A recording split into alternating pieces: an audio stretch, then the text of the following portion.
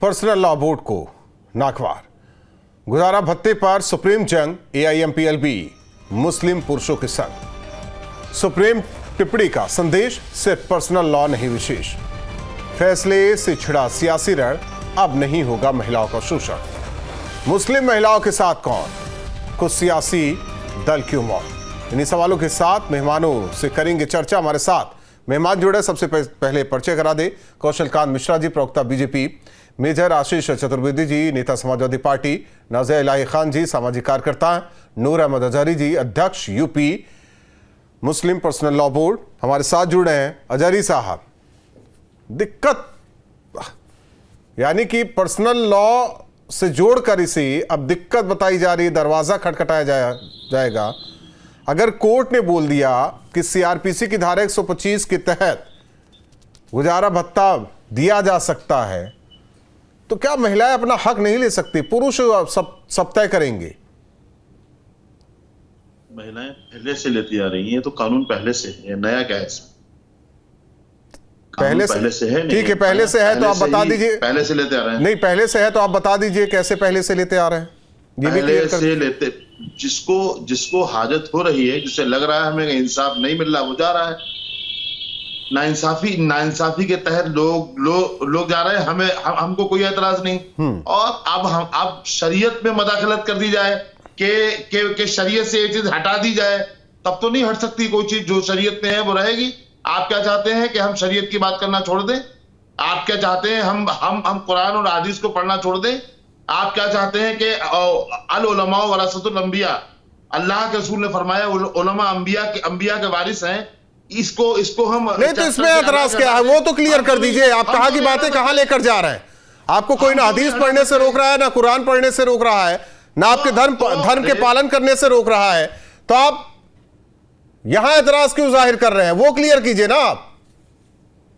आप सुनेंगे ना, सुनेंगे आप सही ट्रैक पकड़ के सुनाएंगे तो मैं सुनूंगा। आपके ट्रैक पे तो नहीं जाएंगे हम। नहीं, तो मेरे ट्रैक पे मैं नहीं कह रहा हूं ना। आप सही ट्रैक की बात कर रहा हूं, तो सही ट्रैक। आप चले गए कुरान पर, आप चले गए हदीस पर।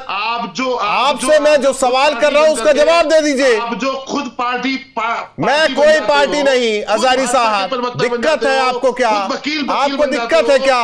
मेरा सीधा सवाल है कि आपको नागवार क्यों गुजर रहा है? आपको नागवार क्या क्यों गुजर रहा है? जब आपको ही बोलना है तो हम जैसे लोगों को बुलाया ना करो। आप गलत ट्रैक पकड़ कर जा रहे हैं। मुसलमानों को कोसते रहिए। गलत ट्रैक पकड़ रहे हैं आप। हम नहीं, आप गलत ट्रैक आप पकड़ रहे हैं। आपसे पूछा जा रहा है ना, एतराज क्या है? एतराज क्या है? हमने कहा तलाक होने के बाद में इद्दत, एक तो आपकी तो बैग आवाज आ रही है, वो आपने उससे कहिए। चलिए, उससे भी दिक्कत है, मैं PCR से कहूंगा उसे सही करे। आप बोलिए। दूसरी बात यह है कि 3 तलाक, पहली बात तो तलाक बहुत ही ऐसी पोजीशन होती है, वो मतलब जब वो दोनों आपस में रह ही नहीं सकते, तब होती है तलाक। जैसे ये उड़ा दिया गया कि नमक कम है तो मैं उस पर नहीं जा, फिर कह रहा हूं ना, सब्जी मैं उस पर नहीं जा रहा हूं।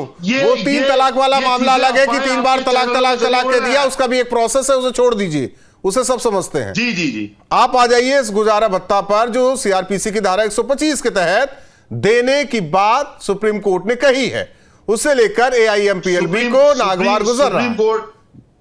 सुप्रीम कोर्ट को हमने पहले भी कहा, अब भी आपसे कह रहे हैं कि सुप्रीम कोर्ट में बैठे हुए जज, उनको चाहिए, उनको मैं मशवरा दे रहा हूं आपके चैनल के माध्यम से, कि वहां पर इस्लाम के जानकार, साहिब इफ्ता, साहिब तफसीर और उलमा को भी कम से कम मशावरती बोर्ड में रखना चाहिए, ताकि सही इस्लाम उन्हें बताया जाए, सही इस्लाम उनकी जानकारी में आए। क्योंकि हमारे यहां तलाक देने के बाद में औरत जो है, औरत मर्द के करीब भी नहीं आ सकती, तो वो उससे पैसे क्यों लेगी? तो वो उससे गुजारा भत्ता क्यों लेगी?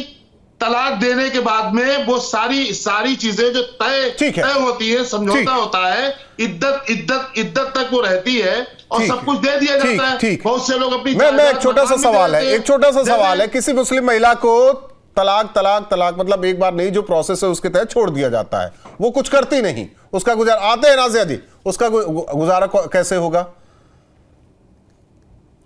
देखिए, तलाक देने के बाद में अगर उसके बच्चे हैं तो उसकी प्रॉपर्टी में बच्चों को मिलेगी, उसको पूरी हिस्सेदारी होगी। औरत को एक गिफ्ट बतौर, वो चाहे मकान दे दे, वो चाहे घर दे दे, वो चाहे प्लाट दे दे, वो चाहे अपनी संपत्ति में से बहुत सारा पैसा दे दे। एक तरीका और है जिसको मैंने पहले भी कहा था, एक चैनल पे नाजिया भी थी, मैंने वहां पर भी कहा कि एक तरीका ये है हमारे यहां, जो मान लिया आज हमने 50,000 रुपए निकाह का महर रखा है और वो देने का नंबर आया 20 साल के बाद, 20 साल के बाद हम 50 लाख दे सकते हैं।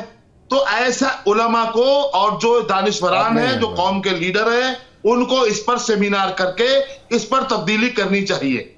बस बाकी जो मामला है, वो औरत जब उसकी औरत ही नहीं रही, गैर महरम हो गई है, तो वो उससे गुजारा भत्ता क्यों लेगी? नाजिया जी, ये मेरा सवाल। गैर महरम हो गई है तो वो गुजारा भत्ता क्यों ले? वो तो हकदार है ही नहीं, क्योंकि तलाक उस मुस्लिम महिला का हो चुका है। ऐसा है कि मेरी आवाज रिटर्न मुझे आ रही है, इको हो रही है। मैं बोलता हूं पीसीआर से, वो ठीक करे। संविधान वर्सेस शरिया, अब भारत में ऐसा नजरिया जो है, ये सिनेरियो सेट कर दिया गया है। अब मैं पूछना चाहती हूँ कि 2 डेकेड के बाद जब मुस्लिम महिलाओं को इंसाफ मिला है सर्वोच्च न्यायपालिका से, तो पेट में दर्द क्यों हो रहा है? ये जाने वाली सर्वोच्च न्यायपालिका तो मुस्लिम महिलाएं हैं ना, उन्होंने तो अपना फैसला, अपना जस्टिस सर्वोच्च न्यायपालिका से मांगा था और संवैधानिक तरीके से उनको सर्वोच्च न्यायपालिका ने फैसला सुनाया है। मेरा तीसरा सवाल यह है कि क्या शरिया लॉ कॉडिफाइड है? क्यों माने हम? क्या कोई एलएलबी के स्टूडेंट्स शरिया कानून पढ़ते हैं? कहां है ये शरिया कानून का पन्ना? और इस शरिया कानून में, इस्लामिक पनिशमेंट में मुसलमान मर्द क्यों नहीं आते हैं? तब तो क्रिमिनल लॉ में आप लोग बहुत जल्दी कूद करके चले जाते हैं। मुसलमान मर्द बलात्कार करे तो आईपीसी और सीआरपीसी की धारा और एविडेंस एक्ट के हिसाब से उनको बेल मिलेगा। मुसलमान मर्द गला लेते तब तो फिर कानून समझेगा उसको बेल मिलेगा या एड इंटरिम बेल मिलेगा। शरिया कानून के जस्टिफिकेशन और इस्लाम के जस्टिफिकेशन और मुसलमान होने का विक्टिम कार्ड आज से नहीं, पिछले 76 साल से खेला जा रहा है। पॉक्सो, हमने हमेशा सुना होगा असदुद्दीन अवैसी साहब को और मदनी साहब को, तौकीर साहब को, all India Muslim personal law board को, age of puberty is age of marriage. और 12 साल, 13 साल, 14 साल, 15 साल की बच्चियों की शादी और निकाह होता है। मेरे इस ऑफिस में, मेरे चैम्बर में लाखों फाइलें हैं कि 16, 15 साल की बच्ची का निकाह हुआ है और उसकी वर्जिनिटी ब्रेक की गई है। अब दूसरा सवाल आता है कि पॉक्सो में एक जगह एक समुदाय जो हिंदू मर्द है या क्रिश्चियन मर्द है या सिख ईसाई है, वो जेल जाते हैं। 4 शादियां पॉलीगैमिशन ये लोग आराम से धड़ल्ले से करते हैं इस्लाम के जस्टिफिकेशन और शरिया कानून के जस्टिफिकेशन पर। लेकिन हिंदू मर्द अगर इसी भारत की भूमि पर 2 शादी करेगा तो 7 साल के लिए जेल जाएगा। क्रिमिनल वायलेशन बड़े धड़ल्ले से इस्लाम के जस्टिफिकेशन पर कॉडिफाइड करो आप शरिया को, और इस्लामिक पनिशमेंट नासिर खान जैसे बलात्कारियों पर डालो, आफ्ताब जैसे श्रद्धा की बोटियां करने वाले मर्डरों पर डालो इस्लामिक पनिशमेंट। आज तक नारा क्यों नहीं लगाया कि हर मुसलमान गुनहगार को इस्लामिक पनिशमेंट भी मिलना चाहिए? अब आती है बात कि इन्होंने एक फुलझड़ी जलाई है all India Muslim personal law board ने। परसों में महाराष्ट्र में थी, मैंने उनका पूरा प्रेस कॉन्फ्रेंस सुना। बड़े मजे में कह रहे हैं कि वक्फ बोर्ड भी देता है मुसलमान लड़कियों को पैसा, ज्यादा नहीं, 10 दिखाए मुझे कि मुसलमान लड़कियों को पैसा मिल रहा है। अब मेहर की बात आती है, मेहर 1100 रुपए भी मिलता है, 501 रुपए भी मिलता है। अब आती है बात इद्दत की। इद्दत 4 महीना 10 दिन का होता है, 100 रुपए पर डे भी मिलता है। अब बात आती है कि क्यों नहीं निकाह नामा पे ही लिखवा लेते हो कि इतनी प्रॉपर्टी चाहिए, मुस्लिम लड़कियों से पूछा जाता है। भैया तुम एक तरफ कह रहे हो age of puberty is age of marriage. 11 साल की बच्ची को ये अकल आएगी कैसे कि मेरे लिए प्रॉपर्टी लिखो अपने नाम पर। देखिए, इस्लामिक जस्टिफिकेशन पर all India Muslim personal law board नंगा नाच कर रहा है, और जैसे जैसे यूसीसी की तरफ हम आगे बढ़ रहे हैं, मुसलमान पुरुषों को अपने हाथ से सत्ता, डिक्टेटरशिप निकलती हुई दिखाई दे रही है। मुसलमान महिलाओं का हक मुसलमान मर्दों से नहीं चाहिए। नहीं, सुप्रीम कोर्ट ने एक लाइन उसमें साफ, देखिए उस आदेश में सुप्रीम कोर्ट ने एक चीज साफ कह दिया था, इसमें धर्म का कोई लेना देना नहीं, समानता। महिलाएं सुप्रीम कोर्ट की नजर में महिलाएं समान है, न हिंदू, न मुस्लिम, न सिख, न ईसाई। बावजूद इसके ये सब कुछ हो रहा है। कौशल कांत मिश्रा जी, सुप्रीम कोर्ट ने कह दिया, एक नजीर भी है, लोअर कोर्ट जो भी होंगे, जो जिला अदालतें हैं, उनके लिए भी मैसेज साफ है। तो क्यों ना एक कानून कहा जाए, जिस तरीके से तलाक तलाक तलाक इस पर लेके आया गया, तो ऐसे भी गुजारा भत्ता पर या उनका जीवन यापन हो, उसे लेकर भी लाया जाए, या फिर वही सीआरपीसी की धारा 125 के तहत मांग सकती हैं महिलाएं। राहुल जी, से अगर कोई जजमेंट आ गया है तो वो, लेकिन इसमें एक सवाल और, देखिए कौशल जी अपनी बात पूरी कीजिए, एक सवाल और कहेंगे जो नाजिया जी कह रही हैं, संविधान और शरिया।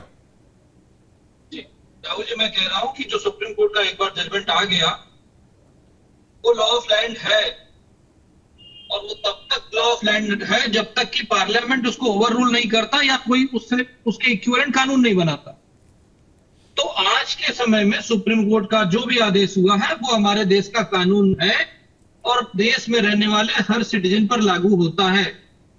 अब जहां तक रही शरिया और संविधान की बात, तो हम तो ये मानते हैं कि देश में रहने वाला हर नागरिक को संविधान के अनुसार चलना चाहिए, और जो लोग शरिया की बात करते हैं तो वो पार्शियल शरिया की बात ना करें। जैसे कि अभी हमसे पहले की प्रवक्ता बोल रही थी कि अगर वो सिविल लॉ में शरिया की मांग करते हैं तो क्रिमिनल लॉ में भी शरिया की मांग करें, और फिर पूरी तरह से ये सिद्ध करें कि वो पूरे मुसलमान हैं।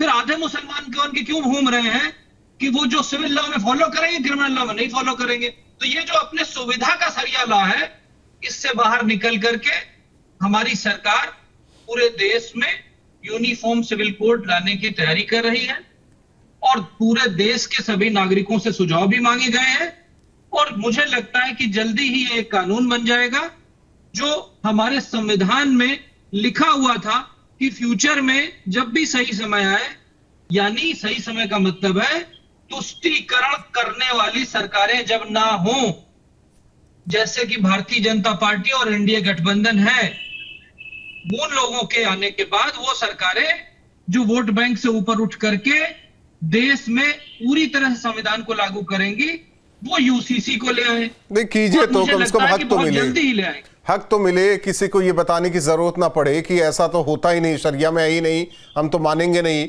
कोर्ट का दरवाजा खटखटाएंगे, पुनर्विचार याचिका भी डालिए, कोई बात नहीं। लेकिन मेजर साहब, आधी आबादी की बात हो रही है, किसी चश्मे से नहीं देखा जा रहा है। सवाल इस बात को लेकर है कि अगर कोर्ट का फैसला है तो मानना चाहिए। हर धर्म में रहने वाले लोग, हर समाज के लोग, जो रहा, जहां जहां कमी रही उसे छोड़ा गया है, लेकिन कुछ लोग हैं जो छोड़ने से परहेज कर रहे हैं। बिल्कुल, हाँ, तो हमारे देश में महिलाएं हैं, उनको उनका हक मिलना चाहिए। हर एक नागरिक को उसका जो हक है वो मिलना चाहिए। अगर आप कोर्ट के किसी फैसले से सहमत नहीं हैं तो आपके पास कोर्ट के दरवाजे फिर भी खुले रहते हैं कि आप उसमें दोबारा अपील कर सकते हैं, अपने तथ्य रख सकते हैं, अपनी बात को कह सकते हैं। तो आप अगर करना चाहें तो आप कर सकते हैं, लेकिन जैसा कहा जा रहा है कि अब फैसला आ चुका है तो वो कानून तो बन चुका है अब देश में। मैं फिर वही कहना चाहूंगा, मैंने शायद पिछली बार भी डिबेट में कहा था, हर उस व्यक्ति को इसको इस नजरिए से देखना चाहिए कि जब उसकी आपकी एक बेटी होगी, आप एक आदमी की तरह उसे मत देखिए। आप ये सोचिए कि अगर आपकी बेटी होगी तो उसको इस कानून से फायदा होगा या नुकसान होगा। यदि आपको लगता है कि इससे फायदा होगा तो आपको इसको एक्सेप्ट करना चाहिए, इसको मानना चाहिए और आगे बढ़ना चाहिए। मेरा मानना यही है और हमारी पार्टी का भी मानना यही है कि भाई जो भी कानून बन रहा है वो सबके हित में होना चाहिए, सबके लिए बराबर हो, समानांतर हो, हम हर चीज के लिए इसी बात की तो लड़ाई होती है हर जगह, जब हम कहते हैं कि इसके साथ ज्यादती हो रही है, उसके साथ ज्यादती हो रही है, या सत्ता पक्ष कोई भेदभाव कर रहा है, तो हम यही बात तो कहते हैं कि समानांतर नहीं है, सब कुछ सबके लिए बराबर नहीं है। सबको, या जातिगत हो या किसी और तरीके से हो, कोई गरीब है तो हम ये मांग करते हैं कि हाँ इसको ऊपर उठाया जाए, अशिक्षित है तो शिक्षित बनाया जाए। तो हमारी मांग लोगों को बराबर लाने की ही तो होती है, पूरी लड़ाई कवायद तो उसी चीज की है। यदि अगर सबको बराबर लाया जा रहा है, सबको एक उस पे लाया जा रहा है, तो मुझे लगता है कि ये सकारात्मक सोच है और उसे एक सकारात्मक नजरिए से देखना भी चाहिए। नूर अहमद जी, लेकिन AIMPLB तो देख नहीं रहा है सकारात्मक रूप से इसे। आपको ऐसा लग रहा है? हाँ जी, मुझे लग रहा है। इस्लाम के बारे में जानते नहीं? मैं जानती हूँ। आप इस्लाम के आप कुछ नहीं जानती हैं, आप तो बागी हैं इस्लाम की। आप मुझे बागी नहीं कहेंगे, आप मुझे बागी नहीं कहेंगे। इस्लाम की बागी हैं, आप मुसलमानों की बागी हैं, आप इस्लाम की खबरदार जो आपने मुझे बागी कहा है। आपको कुछ नहीं मालूम है। आपको ये पैनल में बैठे हुए लोग इस्तेमाल करते हैं, मुसलमानों के लिए इस्तेमाल करते हैं, इस्तेमाल होती है मुसलमानों के लिए। नाजिया जी तो वही कह रही हैं, नाजिया जी तो वही कह रही है कि आप सिर्फ जब महिलाओं के हक की बात होती है तो के खिलाफ बोलती हो चैनलों में बैठ करके, कुछ नहीं करती उसके अलावा। तुम आपके जैसे हमने वीडियोस आपके देखे हैं। नहीं है, हमारे पास संविधान है। आप जैसे लोगों की इस्लाम को जरूरत नहीं है। रहिए आजाद, कोई आप पे इस्लाम नहीं थोप रहा है, ना बनिए इस्लाम को। बंद हो रहा है। आप में दम है तो बताइए ला इलाहा इल्लल्लाह का मतलब क्या है, बता दीजिए, सब सामने आ जाएगा। क्या मुसलमान हो, मुसलमान भी हो या नहीं हो? अरे मौलाना बिना वजह की बातें करती रहती हो। ये चैनल के लोग प्रोपेगेंडा करते हैं हमारे लिए, इस्लाम के लिए, मजहब के लिए प्रोपेगेंडा करवाती हो तुम, एजेंडे में शामिल हो तुम। नूर अहमद अज़हरी, क्रिमिनल लॉ संविधान के हिसाब से आप लोगों के लिए, पर्सनल लॉ अपने हिसाब से, दोहरा चरित्र किसका? हजारी साहब आवाज आ रही है? दोहरा चरित्र किसका? हमारा नहीं, आपका है। मैं तो पूछ रहा हूं ना। आप क्रिमिनल, आप जब मुस्लिम मैं कहीं नहीं जा रहा हूं। नूर अहमद अज़हरी जी, मेरा सीधा सवाल है, ना आपकी बात हो रही ना मेरी बात हो रही है, भारत में रहने वाले सबकी बात हो रही है, हर धर्म हर समुदाय के लिए। क्रिमिनल लॉ के तहत तो सब कुछ मंजूर, संविधान से चलेगा, पर्सनल का आगे कि नहीं ये तो शरिया से चलेगा। ये दोहरा रवैया क्यों? नहीं, आप समझा दीजिए ना मुझे। ले आइए, मैं आइए ना। रोका किसने है? आप बोलिए ना, सर्वोच्च न्यायपालिका बोल तो रहा हूं, एक बाकायदा चिट्ठियां लिखी है। क्या मुसलमानों के मसाइल पर अगर कोई मुसलमान चोरी कर रहा है तो उसके हाथ काटे जाए, और यकीनन आज नहीं तो कल ये कानून लागू करना पड़ेगा, ये कानून लागू करना पड़ेगा। तभी इस देश से ये जो भ्रष्टाचारी और आप जैसे लोग आकर बैठते हैं, ये सब खत्म हो जाएगा। सारे लालच खत्म हो जाएंगे, सब भूल जाओगे। सब लॉ बोर्ड का कारोबार खत्म होने जा रहा है। अब आप मुसलमान किसी की औकात नहीं, किसी की हिम्मत नहीं। लाइए UCC। अरे मैं भारतीय जनता पार्टी को न्यूज नेशन के इस चैनल से मैं बाकायदा चेतावनी देता हूँ, हिम्मत है तो लाइए, UCC लाइए। हाँ, मतलब उत्तर प्रदेश में गाय काटने वाला जेल में जाएगा, और गोवा में गाय खाई जाएगी, दस्तरखान की जीनत बनेगी। ये है हमारे देश का दोगलापन। हम तो कहते हैं गाय। अरे सुन लो, ये तुम्हें फालतू बोलने के सिवा कुछ नहीं सिखाया गया। मुंह जोरी है सिर्फ, जाकर के लोगों के मुंह नोचो जाके, इसके अलावा कुछ नहीं आता। और आप क्या कर रहे हैं? मैं साफ बोल रहा हूँ, अज़हरी साहब, गाय को अज़हरी साहब घोषित किया जाए। अज़हरी साहब कुछ तो इज्जत कीजिए। महिला है, शब्दों का इस्तेमाल कुछ तो कीजिए। समाज की मुस्लिम महिलाओं, मैं महिला देख रहा हूं ना, उसमें मुस्लिम ना हिंदू। लाकर के बिठा दो। मैं कुछ नहीं देख रहा हूं, लाकर मैं कुछ नहीं देख रहा हूं। महिलाओं को इज्जत मैं नहीं केवल देते। महिला की बात कर रहा हूं, इज्जत तो दीजिए। अरे कैसे कह रहे हो? जब आप इज्जत नहीं दे सकते तो उन्हें अधिकार कैसे देंगे? मुस्लिम पुरुष कभी इसीलिए इज्जत नहीं इसीलिए देते इसीलिए महिलाओं को। मॉब लीचिंग के जरिए हमारी अरे माँ मॉब बहनों को लीचिंग तो आप लोग करते हैं। बेवा कर देते हो, तब खाली नहीं बोलते हो, आर्टिकल 25, तब नहीं आर्टिकल 25 तब नहीं का जबानें गाना खुलती, गाते रहते हैं, तब नहीं आर्टिकल डिबेट 24 का होती गाना है, गाइए ना। तब नहीं तब कोई कार्रवाई नहीं होती है। महिलाओं की जंग है, महिलाएं लड़ लेंगी। मुस्लिम पुरुष की जरूरत अब हमें नहीं रही है। हम बड़े शिक्षित नहीं हैं। होगी। एक हम केस, अपना इसको जंग एक लड़ना केस की चाहते तरह हैं। अजारी साहब क्यों नहीं देख रहे हैं? आपको AIMPLB क्या उस मुस्लिम पुरुष का ठेकेदार है? कौन ठेकेदार है? AIMPLB, all India Muslim personal law board, वकालत करती है। जिस पूरी केस में कौम ये की फैसला ठेकेदार आया है। इस तरह की तंजीमें, ऐसे कई केसेस हैं, ये पहली बार नहीं है। आप पढ़िए पहले अजारी साहब, ये पहला केस नहीं है, पूरी कौम। कई केसेस आ चुके हैं। आप पढ़िए उसे। सुनिए, हमारी बात सुनिए। आप लोग अपने अपने मजहब को आप देखिए। हमारे मजहब के मुफ्ती बनने की जरूरत नहीं है आपको। सती और प्रथा खत्म हो गया, नरेंद्र मोदी जी को भी सारी खत्म देश हो ने गया। वजीर आजम बनाया एजुकेशन है, पे फोकस है। मुसलमानों का भारत मुफ्ती में नहीं बनाया है। 79% समझ में आया नहीं? जो है वो शिक्षित है।